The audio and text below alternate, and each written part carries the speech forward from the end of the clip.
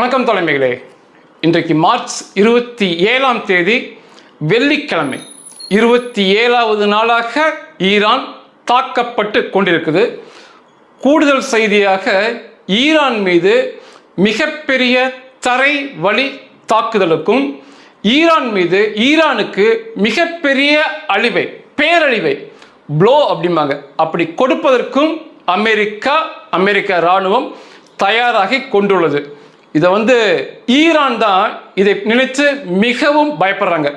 இன்னைக்கு பேச்சுவார்த்தை ஆரம்பிக்கணும் பாகிஸ்தானில். அவங்க என்ன சொல்றாங்கன்னா, இந்த பேச்சுவார்த்தை என்பதே ஒரு நய வஞ்சக வேலை. எங்களை பேச்சுவார்த்தைக்கு அழைத்து அதே சமயத்தில் எங்களை தாக்குவது அமெரிக்க வாடிக்கைங்கிறாங்க. அமெரிக்காவிற்கு கூடுதலாக என்ன சொல்றாங்கன்னா, பேச்சுவார்த்தைக்கு செல்லும் நபரையே கொல்வதற்கான வாய்ப்பு இருக்குன்னு ரொம்ப பயப்படுறாங்க. இப்போ பேச்சுவார்த்தைக்கு அமெரிக்கா அழைத்திருப்பது ஈரானுடைய சபாநாயகர் முகமது பஹீரி அப்படிம்பாங்க. இவன் யாருக்கு மாற்றா வந்திருக்கானா, சமீபத்தில் கொல்லப்பட்டான் ஈரானில், அலி லர்ஜானின்னு சொல்லி. அவன்தான் முதன்மை பாதுகாப்பு செக்யூரிட்டி சீஃப் ஈரானுக்கு. அவனை கொண்டது மிகப்பெரிய விஷயம். அவனுக்கு மாற்றாக வந்திருப்பவன் தான் இந்த முகமது பஹாரி. அவனை விட இவன் மிகவும் கடினமானவன் சொல்றாங்க. இப்போ அவங்களாம் என்ன யோசிக்கிறாங்கன்னா, இப்படி பேச்சுவார்த்தைக்கு வரவழைத்து பேச்சுவார்த்தை முடிஞ்சு திரும்பி வரும் வழியில் இல்லை வேற ஏதாவது ஒரு சூழல்ல அவனை எல்லாம் கொல்வதற்கான வாய்ப்பு இருக்குன்னு சொல்லி மிகவும் பயந்து நடுங்கிட்டு இருக்காங்க. அமெரிக்கா கூடுதலாக 10,000 இராணுவ வீரர்களை அந்த பகுதிக்கு நகர்த்துறாங்க. ஈரான் 10 லட்சம் துணை இராணுவ வீரர்களை, பாஜிஸ் அப்படிம்பாங்க, பாஜிஸ் துணை இராணுவத்தில் 50 லட்சம் பேர் ஆயுத பயிற்சி எடுத்திருக்காங்க. ஈரானுக்குள்ள இளைஞர்கள், கொஞ்சம் இளைஞர்கள் எடுத்துக்கிறாங்க. அவங்கள 10 லட்சம் பேர்த்துக்கு அழைப்பு கொடுத்துருக்காங்க. மிகப்பெரிய விஷயம். அதே சமயத்தில் ஈரான் பரிதாபத்தை தேடும் விதமாக கொமேனி, கொல்லப்பட்ட மதவெறியன் அலி கொமேனியுடைய இறுதி நொடி புகைப்படம் சொல்லி அவன் ஏதோ படிக்கிற மாதிரி ஒரு புகைப்படத்தை வெளியிட்டு ஒரு பரிதாபத்தை வாங்கிட்டு இருக்காங்க அந்த ஈரான் மக்கள்கிட்ட. இது பார்க்க போனால் சமாதான பேச்சுவார்த்தை ஒரு பக்கம் என்றாலுமே அதை தாண்டி மிகப்பெரிய போருக்கான ஆயத்தமாக தான் பார்க்கப்படுகிறது. அமெரிக்கா என்ன சொல்றாங்கன்னா, வெற்றி செய்தியை ஒரு மிகப்பெரிய இராணுவ தாக்குதலோடு இல்லை ஈரானுக்கு மிகப்பெரிய பேரழிவை கொடுத்துட்டு நம்ம வெற்றி செய்தியை அறிவிக்கலாம் அப்படிங்கிறாங்க. இதை எதை பார்த்து நான் சொல்கிறேன் அப்படின்னா, நேற்று அமெரிக்க அதிபர் டொனால்ட் ட்ரம்ப் அன்பார்லிமெண்ட்ரி வேர்ட்ஸ் அப்படிம்பாங்க, அதாவது ஒரு நாட்டை பார்த்து ஒரு நபரை பார்த்து பேசக்கூடாத வார்த்தைகளை பேசினார். அவர் என்ன சொன்னார்னா, ஈரான் என்னிடம் பிச்சை கேட்கிறது, ஈரான் என்னிடம் பிச்சை எடுக்கிறது, அதாவது போரை நிறுத்த சொல்லி சமாதான பேச்சுவார்த்தை நடத்தலாம் என்று சொல்லி பிச்சை கேட்கிறார்கள் என்று பேசினார் ட்ரம்ப். அதாவது பெக்கிங் என்ற ஆங்கில வார்த்தை உபயோகப்படுத்தினார். பெக்கிங்னா ரொம்ப கெஞ்சறதுன்னு சொல்லலாம், பிச்சை கேட்கிறது என்று சொல்லலாம். இது ஒரு சமாதானத்துக்கு போகின்ற நபர்கள் இதை போன்ற வார்த்தையை எதிரியை பார்த்து உபயோகப்படுத்தவே மாட்டாங்க. ஆனால் இந்த வார்த்தையெல்லாம் கூறுவது சமாதானம் என்பது ஒரு கண் துடைப்பு. இந்த ட்ரம்ப் இந்த பிரயோகம் பண்ண இந்த வார்த்தையெல்லாம் பார்க்கும்போது பிச்சை கேட்கிறார்கள் இன்னும் பேசுறதெல்லாம் அவர் சமாதானத்தை விரும்பவில்லை, அடுத்தவர் சண்டையை நோக்கி செல்வார்னு தான் தோணுது. ஆனால் இந்த பாலைவன பயங்கரவாத அரபு நாடுகளுக்கு, இந்த பயங்கரவாத இஸ்லாமிய நாடுகளுக்கு இதை போன்ற வார்த்தைகள் தான் மிகச்சரியான வார்த்தை. இவங்ககிட்டலாம் நல்லபடி நடந்துக்கிட்டா திரும்ப அவனுங்க அப்படி நடந்துக்கவே மாட்டானுங்க. ஆப்ரேஷன் சிந்து நம்ம அடித்தப்ப மிகச்சரியான கடுமையான தாக்குதல் நடத்தினோம். பாகிஸ்தான் தரப்பிலிருந்து தான் அவர்களுடைய இராணுவ அதிகாரி முதலில் டெலிஃபோன் மூலமாக நமது இந்திய இராணுவ அதிகாரியை கூப்பிட்டு சண்டை நிறுத்தம் பண்ணிக்கொள்ளன்னு கேட்டு கெஞ்சின பிறகுதான் இந்தியா சண்டை நிறுத்தத்துக்கு சம்மதிச்சது. ஆனால் அவனுக்கு பரப்பின செய்தி வேற மாதிரி, அவனுக்கு கெஞ்சினதெல்லாம் வெளியே சொல்லாமல் வேற மாதிரி தான் செய்தியை பரப்புனாங்க. அதனால இதே போல ஈரான், பாகிஸ்தான், காசா இது போல பயங்கரவாத பிரிய நாடுகளுக்கு அந்த உண்மையை சொல்றதா மிகச்சரி. அவனுக்கு உண்மையா பிச்சை எடுப்பானுங்க. நிஜத்தில் சொல்கிறேன், அவனுக்கு அமெரிக்காவை கூப்பிட்டு ட்ரம்ப்பை கூப்பிட்டு பிச்சை கேட்டிருப்பாங்க. நிச்சயமாக அவனு பிச்சை கேட்டிருப்பானுங்க.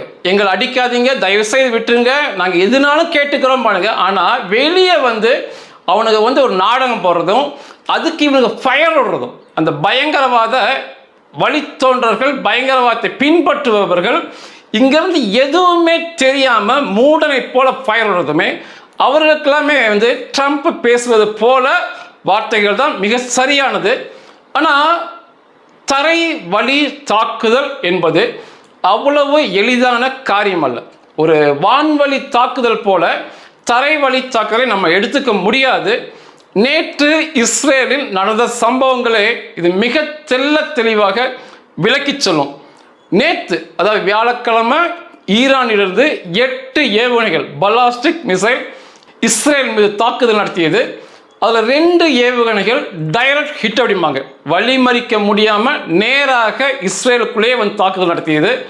இந்த 8 ஏவுகணை தாக்குதலில் 20 இஸ்ரேலிய மக்கள் காயம்பட்டாங்க. யாருமே கொல்லப்படல, காயமடைஞ்சாங்க. அதே போல் கொத்து குண்டுகளுமே, அந்த வந்த ஏவுகணையிலிருந்து கொத்து குண்டுகள் விழுந்துமே அநேக இடங்கள் சேதத்துக்கு உள்ளானது. ஆனால் மரண எண்ணிக்கை இல்லை. இதுக்கு இஸ்ரேல் தரப்பில் என்ன சொல்கிறாங்கன்னா, விமானப்படை நேற்று அந்த ஈரானுடைய ஏவுகணை ஏவுதளம் மீது தாக்குதல் நடத்த முடியவில்லை இஸ்ரேல் விமானப்படையால். ஏன்னா ஈரானில் வந்து நேற்று நன்றாக மழை பெய்ததாலும் பனிமூட்டம் அதிகமாக இருந்ததாலும் அதை பயன்படுத்தி கொண்ட பாலைவன பயங்கரவாதிகள் அந்த ஏவுகணை ஏவிட்டாங்க அப்படின்னாங்க. அது வந்து பனி அதிகமாக இருக்கும்போது, மழை பெய்யும் போது அந்த ஏவுகணை ஏவுதளத்தை ஏவும்போது தாக்க முடியாது. அதை பயன்படுத்தி கொண்டார்கள் இந்த பாலைவன பயங்கரவாதிகள் அப்படின்னு இஸ்ரேல் பதிவு பண்ணாங்க. ஆனால் மரண எண்ணிக்கை இல்லை. நேற்றும் வியாழக்கிழமையும் மேலே, புதன்கிழமையும் மேலே. ஆனால் அதுக்கு நேர்மாறாக இசபுல்லா நடத்திய ராக்கெட் தாக்குதல் நேற்று இஸ்ரேலுக்குள்ள வியாழக்கிழமை நகரியா மீது ஒரு ராக்கெட் டைரக்ட் ஹிட் நேராக வந்து தாக்குதல் நடத்தியது. ஒரு காரில் இருந்த 31 வயது மனிதர் மிகவும் உயிருக்கு போராடிட்டு இருக்காரு. பக்கத்தில் சைக்கிளில் சென்ற 41 வயது யூதர் மரணத்தை அடைந்தார். அந்த ராக்கெட் தாக்குதல் ஒருத்தர் மரணம் அடைஞ்சார், ஒருத்தர் ரொம்ப சீரியஸாக இருக்கார். அதைவிட மிக கொடுமையாக நேற்று லெபனானில் இஸ்ரேல் இராணுவம், தரைவழி இராணுவம் வந்து நடத்திய சண்டையில் கொலானி பிரிகேடோட ஒரு கமாண்டோ, கொலானி பிரிகேட் அப்படிங்கிறது இரவில் மட்டும் போய் எதிரிகளை தேடி அழிப்பாங்க, பகலில் அந்த அவங்க ஆப்ரேஷன் பண்ண மாட்டாங்க. கொலானி பிரிகேடோட மிக சிறப்பு அம்சம் சிறிய வயது வாலிபர்கள் தான் அந்த கொலானி பிரிகேடில் இருப்பாங்க. அதில் வந்து 21 வயது கமாண்டோ ஓரன் ரீயன்பர்க் என்பவர் நேற்று கொல்லப்பட்டார். பக்கத்தில் நடந்த சண்டையில். அந்த மரண செய்தி அறிவித்த கொஞ்ச நேரத்திலேயே இன்னொரு கமாண்டோ, கொலானி பிரிகேட் கமாண்டோ அவியாத் இட்சனன் என்ற நபர் கொல்லப்பட்டார் நேற்று இஸ்ரேலில். ஆக மொத்தம் லெபனானுக்குள்ள இஸ்ரேல் இராணுவ வீரர்கள் 4 பேர் நேற்று வரைக்கும் கொல்லப்பட்டிருக்கிறாங்க. 7 இஸ்ரேலிய இராணுவ வீரர்கள் படுகாயத்தோடு சிகிச்சை பெற்று வராங்க. இப்போ நீங்கள் பார்த்தீங்கன்னா 27வது நாளாக ஈரான் மீது இஸ்ரேல் விமானப்படை தாக்குதல் நடத்தியது. தரையில் 13,000க்கு மேலே ஈரான் தரப்பில் கொண்டிருக்கிறாங்க. ஒரே ஒரு போர் விமானி கூட கொல்லப்படலை, இஸ்ரேலிய போர் விமானி கொல்லப்படல, சிறை பிடிக்கப்படவில்லை. ஆனால் 10 நாளாக தான் லெபனானுக்குள்ள தரைவழி சண்டை, அதாவது ஸ்பெஷல் ஆப்ரேஷன், முழு இராணுவ தாக்குதல் அல்ல, ஒரு முக்கியமான ஆட்களை கொல்லும் வகையில் இஸ்ரேல் கமாண்டோக்கள் இருக்காங்க. இதுவரைக்கும் 4 பேர் கொல்லப்பட்டிருக்காங்க. தரை வழி சண்டை வந்து அவ்வளவு எளிதில்லைன்னு சொல்லி உங்களுக்கு புரியும். அமெரிக்கா தரப்பில் போரை எப்படி முடிப்பது, வெற்றி செய்தி இந்த உலகத்திற்கு எப்படி அனுப்புவதுன்னு மிகப்பெரிய ஒரு சிந்தனையில், யோசனையில் போயிட்டு இருக்காங்க. அவங்க வந்து 2 வகையான ஆப்ஷன்ஸ் அவங்க கையில் இருக்குது. முதலாவது வந்து இந்த கார்க் ஐலாண்ட் தீவுகள், ஈரானுடைய 90% கச்சா எண்ணெய் எரிபொருள் ஏற்றுமதி அங்கிருந்து தான் நடக்குது. கணிசமாக ஈரானுடைய எரிபொருள்கள் அங்கே பாதுகாப்பாக வச்சிருக்கிறாங்க மிகப்பெரிய அளவில். அந்த கார்க் தீவை கைப்பற்றுவது ஒன்று. இரண்டாவது, லாரக் தீவுகள், இதுவுமே ஈரான்ல இருக்கு. இதை கண்டிப்பா கைப்பற்ற வேண்டும் நினைக்கிறாங்க. ஏன்னா இங்க இருந்துகிட்டு தான் இந்த ஹோர்மோஸ் ஜலசந்தி வழியா போற கப்பலுக்கு இவனுக்கு பிரச்சனை கொடுக்குறானுங்க. இந்த லாரக் தீவுல தான் மிகப்பெரிய பதுங்கு குழிகள், பங்கர்ல ஈரான் ராணுவ வீரர்கள் இருக்காங்க. அந்த பக்கம் போற கப்பலை தாக்கக்கூடிய போர் விமானங்கள், போர் ஹெலிகாப்டர்கள் அங்க வச்சிருக்கானுங்க. எண்ணற்ற ரேடார் அமைப்புகளை வச்சு அந்த வழியா வர கப்பல்களை கண்காணித்து தாக்குதல் நடத்துது. இதுக்கு எல்லாமே இந்த லாரக் தீவு தான் உதவுது. அந்த லாரக் தீவை கைப்பற்றுவது, அதை தாண்டி அபு முசா என்ற தீவை கைப்பற்றுவது, நான்காவதாக இந்த ஹோர்மோஸ் ஜலசந்தியிலிருந்து கிழக்கு பகுதியாக ஈரான் வியாபாரம் செய்து கொண்டிருக்கும் வணிக கப்பல், கச்சா எண்ணெய் கப்பல், எரிவாயு கப்பலை முற்றாக கைப்பற்றுவது. இதையெல்லாம் கைப்பற்றி விட்டு வெற்றி செய்தியை அறிவிக்கலாம் என்ற ஒரு எண்ணம் இருக்கு. இரண்டாவது, தரை வழி இராணுவத்தை ஈரானுக்குள் அனுப்பி மிகப்பெரிய வெற்றி என்று சொல்லி பதிவு பண்ணலாம் அப்படிங்கிற எண்ணம் அமெரிக்காவுக்கு இருக்கு. கூடுதல் படைகள் 10,000 ராணுவ வீரர்களை அமெரிக்கா கேட்டிருக்கிறாங்க, அவங்க அனுப்பிட்டு இருக்கிறாங்க. கூடுதல் போர் விமான தொகுப்புகள், போர் விமானம் அல்ல, ஃபைட்டர் ஜெட் ஸ்குவாடன் அப்படிம்பாங்க. ஒரு ஸ்குவாடனுக்கு எண்ணற்ற போர் விமானம் இருக்கும். அதே போல கூடுதல் போர் விமான தொகுப்புகளை கேட்டிருக்கிறாங்க. இதை உறுதி செய்யும் வகையில் புதன்கிழமை இந்த அலி லர்ஜானிக்கு மாற்றாக வந்திருக்கிற முகமது பெகாரி, இவனெல்லாம் நிச்சயமாக கொல்ல வேண்டியவன் தான். இவன்லாம் ரொம்ப வன்முறை வெறியவன். இப்போதான் இவன் தான் தலைமை பாதுகாவலாம் வந்திருக்கான். இந்த மொஸ்ஸபா கொமேனி இருக்கானா இல்லையானே தெரியல. அவனுக்கு அடுத்து இவன் தான் வந்திருக்கான். அவன் பதிவு பண்ணியிருக்கான், ஈரானில் உள்ள ஒரு தீவை அமெரிக்கா கைப்பற்ற நினைக்கிறது, அவங்க துருப்புகளை நகர்த்திட்டு இருக்காங்க. அதற்கு உறுதுணையாக இந்த பகுதியில் உள்ள ஒரு நாடு செயல்படுகிறது அப்படின்னு சொல்லியிருக்கான். அவன் குற்றம் சாட்டும் நாடு UAE, யுனைடெட் அரபு எமிரேட் மேலே தான் அவன் குற்றம் சாட்டியிருக்கான்.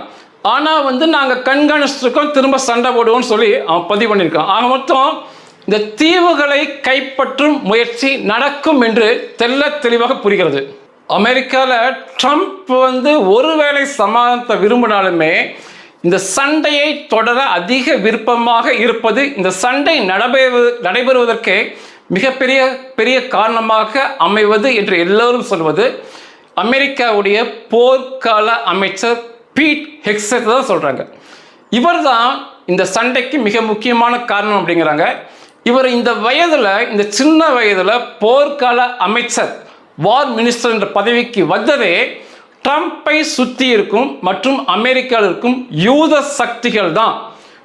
சக்திகள் தான் இந்த பீட் ஹெக்ஸெட்டை போர்க்கால அமைச்சரை நியமனம் பண்ண பின்னணியில் இருந்தது. ஏன்னா இந்த நபர் மிக தீவிர சண்டை குணம் கொண்டவர்.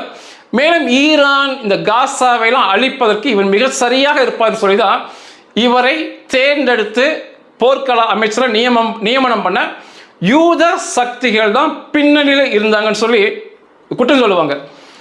அங்கேயுமே புதன்கிழமை ஒரு ப்ரேயர் வொர்ஷிப், ஒரு ஜப கூட்டம் போல இந்த பீட் ஹெக்ஸெட் தலைமையில் நடந்துச்சு. பீட் ஹெக்ஸெட் பண்ணுறது எல்லாமே வன்முறை, ரொம்ப ஜாலியான ஆள் தான். ஆனால் எல்லாம் அடிக்கடி ஜபம் சொல்லி இருப்பார் இந்த பீட் ஹெக்ஸெட். ஆனால் பண்ணுறது பூரா பிரச்சனை தான். அந்த ஜபம் முழுவதுமே வன்முறையான ஜபமாக, அவர் உபயோகப்படுத்திய வார்த்தைகள் அனைத்துமே வன்முறைக்குள்ளான வார்த்தைகள் தான். ஆனால் அவர் ஜபம் என்ற பெயரில் பண்ணார். அதில் ஒரு மிக முக்கியமான வார்த்தை, அரபிய உலகங்கள் அதை எடுத்து காட்டுறாங்க, overwhelming violence against who deserve no mercy என்ற வார்த்தை அந்த ஜபத்தில் வந்துச்சு. அதாவது கருணைக்கு தகுதியற்ற நபர்கள் அல்லது கருணை காட்ட தேவையற்ற நபர்கள் மீது மிகப்பெரிய வன்முறையை நாங்கள் மேற்கொள்ள வேண்டும். ஜபத்தில் வந்த வார்த்தை இது. இதை தாண்டி மேகப்பட்ட வார்த்தைகள் அவர் பிரயோகம் பண்ணார். இது எந்த அளவுக்கு இவரை பார்க்குறாங்கன்னா, இதை போன்ற ஜபங்களை தனியான இடத்துல சர்ச்சை தாண்டி, தேவாலயங்கள் தாண்டி அமெரிக்காவில் இப்படிப்பட்ட ஜபங்களை தடை செய்ய வேண்டும் என்று நீதிமன்றத்துக்கே போயிட்டாங்க. ஏன்னா ஜபத்திலேயே இவ்வளோ பெரிய வன்முறையை பீட் ஹெக்ஸெட் தூண்டுகிறார் அப்படிங்கிற அளவுக்கு போயிருக்காங்க. இந்த நபர் தான் மிகப்பெரிய போரைக்கு அமெரிக்காவை அழைத்து செல்வார், மிகப்பெரிய பேரழிவை ஈரானுக்கு தருவார் என்று பார்க்கப்படுகிற நபர்.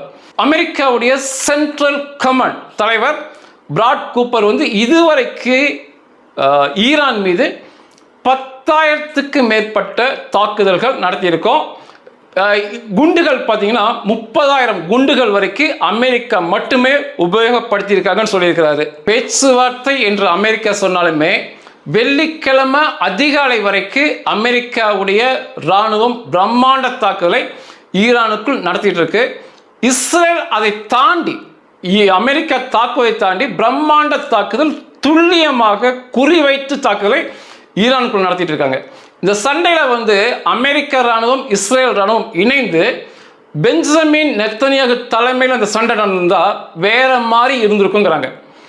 இந்த ட்ரம்ப் இதுக்கு தலைமை ஏற்றதுக்கு பதிலாக இந்த பென்யமின் நெத்தனியாகு இஸ்ரேல் பிரதமர் தலைமை ஏற்று அவர் கட்டளை கீழே அமெரிக்க இராணுவம் இஸ்ரேல் இராணுவம் சென்றிருந்தால் ஈரானுடைய கதி மிக மோசமாக இருந்திருக்குன்னு சொல்றாங்க.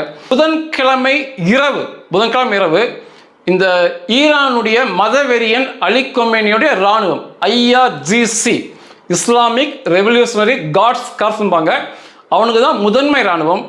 அந்த இராணுவத்துடைய கப்பல் பிரிவு தளபதி, அந்த ஈரான் இராணுவ கப்பல் பிரிவுக்கு தலைமை தளபதி அலி ரெசா டங்ஸ்ரி இந்த நபர் ஏவுகணை தாக்குதலில் கொல்லப்பட்டான்.